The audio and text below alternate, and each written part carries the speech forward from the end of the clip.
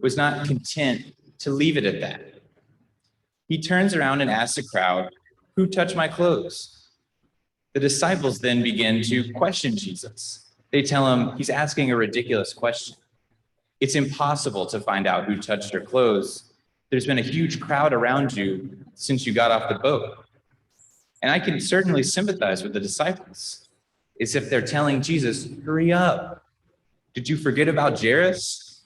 This guy's daughter is about to die. Why are we wasting time with this?" And even as I look at the passage, it seems the situation with the woman is already resolved. She's been healed. So what more needs to happen? Shouldn't Jesus move on to the next thing? Well, he doesn't. And ultimately, the woman reveals herself in her story to Jesus, and Jesus explains that the woman's faith is what made her well. Meanwhile, some people from Jairus' house come up to tell Jairus that his daughter has died. They tell him to stop bothering the teacher, for he can no longer help you. And we don't have an exact timeline for this, but I imagine Jesus taking so long with the faithful woman that the daughter died in the meantime. That is, if Jesus had rushed straight to the daughter, she would have lived and she wouldn't have needed to be raised from the dead.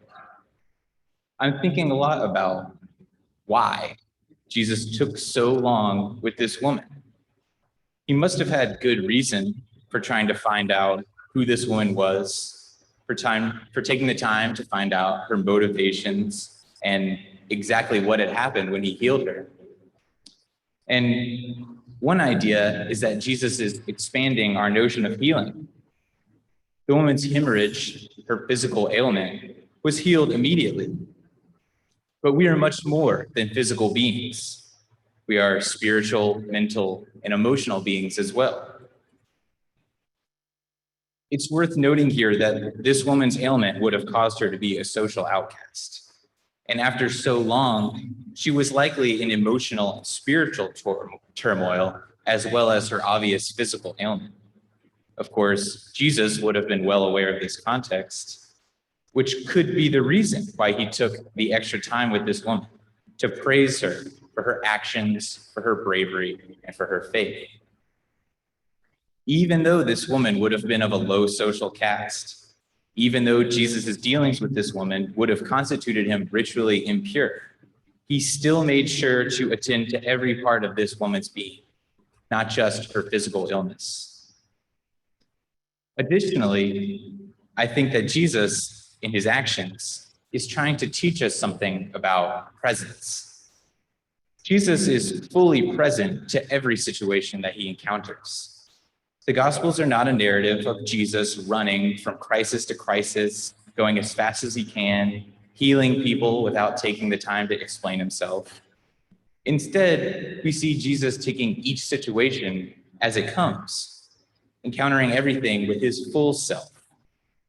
And this is a really important lesson we can learn from today's gospel. How can we be present with every person we encounter, even when there is always a bigger crisis on the horizon?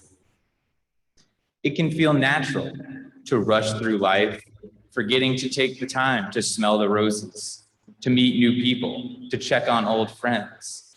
This passage, however, calls us to be present to each moment, to take that extra time, to slow down. Now, I've only been here at St. Paul's for a little over a month, but one thing I have consistently seen from its members is a desire to spend quality time with people. Like it's the most important thing we could do all day. And this desire can sometimes lead us to feel defeated. We aren't Jesus. And sometimes the person we spend all day with isn't healed. Sometimes when we think of the enormity of all the world's crises, we wonder if we're doing enough. And yet, we should remind ourselves that spending time with our fellow human beings is following directly in the footsteps of Jesus. And this ministry of presence, it heals us as well. When we learn about other people, we learn about ourselves. When we take the time to stop and give someone directions, we learn about our neighborhood. When we slow down the pace at which we live our lives, we can begin to discover a new world from the one that we used to rush through. And this radical presence is countercultural. Dean Amy and I were just reflecting on how amazed some people are by the ministry of the steps. Wow, this work is so incredible, they say. And yet, on the surface, there's nothing revolutionary about what we're doing. We're playing bingo. We're making comics. We're offering lemonade. We're having conversations. We certainly aren't the first people to do any of these things. And yet, somehow, it is revolutionary. And that's because the ministry of the steps refutes this societal sense of urgency. The ministry of the steps asks volunteers to take some time out of their busy lives in order to just be, to be present, to be open. It asks passersby to look up at their surroundings and invites them to participate in activities with no economic or productive function. Our first reading from the Wisdom of Solomon says that God created all things so that they might exist, and that the generative forces of the world are wholesome. What does that mean? God created all things so that they might exist. Duh.